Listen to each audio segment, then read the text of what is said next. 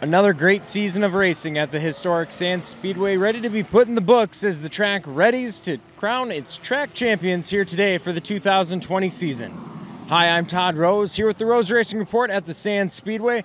As time trials are already underway behind us, we look forward to a great day of action as the Sands Speedway gets ready to crown its champions for the 2020 season. We'll have the highlights of what's sure to be an action-packed day just ahead on the Rose Racing Report.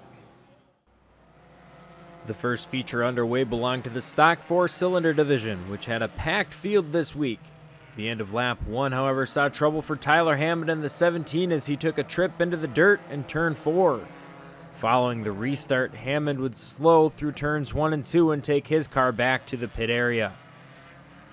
Meanwhile, Phoenix Wasick in the 26 swiped the lead on the outside from the 111 of Devin Farah as the pack rolled on through turns 3 and 4. Pack racing reminiscent of NASCAR racing at Daytona or Talladega was the theme of this one as drivers battled 2 and 3 wide wherever they could on the Sands quarter mile, with drivers like Mark Isley finding the limit in turn 4. Back up front, Kenny Naback took his 25 machine to the inside of Wasick, completing the pass with a run down the back straightaway. 2020 track champion Tom Wasilewski would end his day in the pits as his right rear tire detached, sending him way wide. He somehow held onto the car, luckily not digging into the dirt and rolling over. In the late stages of the race, Naback had separated himself from the serpentine of Sands Speedway racers behind him. As Naback sailed to victory, the pack blew apart behind him as Phoenix Wasick and Abiel crossed the line second and third. Both of them went spinning through turns 1 and 2, ending up in the infield dirt. Kenny would celebrate with a victory lap, and then a thumbs up from the other Naback in the field, Tony in the 96.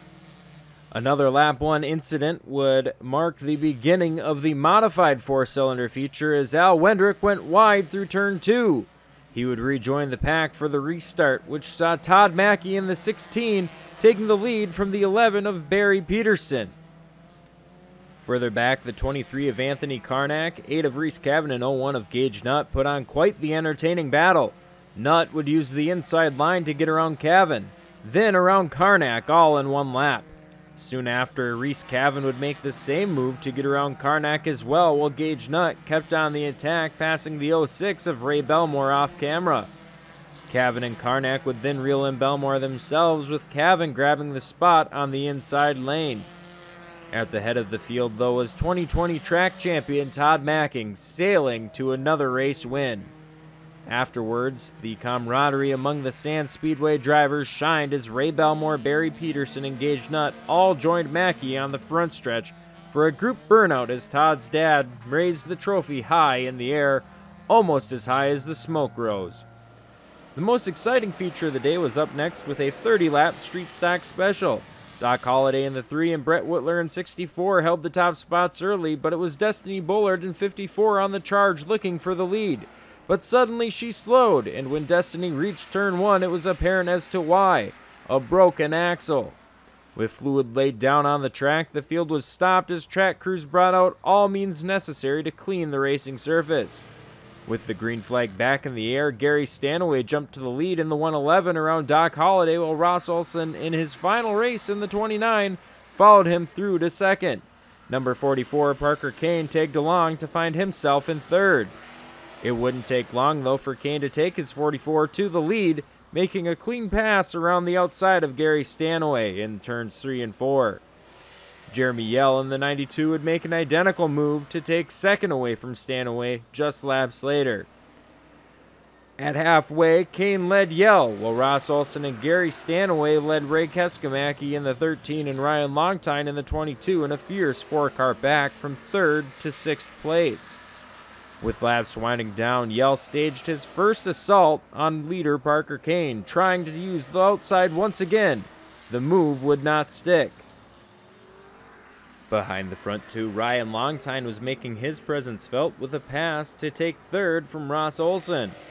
As Jeremy Yell and Parker Kane battled side by side once again, Longtine bridged the gap from 3rd to put himself in contention for the win. Out of turn 4, Yell and Kane came together as both battled it all out for the race win. It wouldn't be the end of the contact for the two.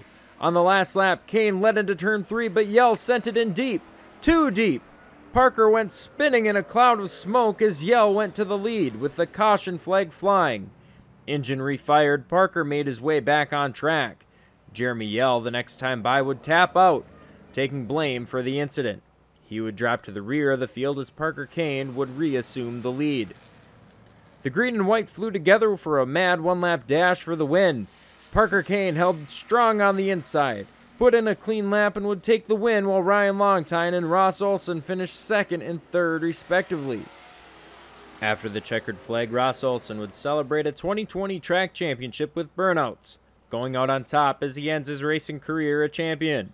From all the fans, crew, and everyone who watched you on track, thank you for all the memories, Ross. The penultimate contest of the afternoon was up next for the fuel-injected V8 class, led to green by Zach Yell in the 95 and Nathan Goodwin in 54. After several side-by-side laps, Victoria Hawley in the 246 emerged from the pack to claim the lead.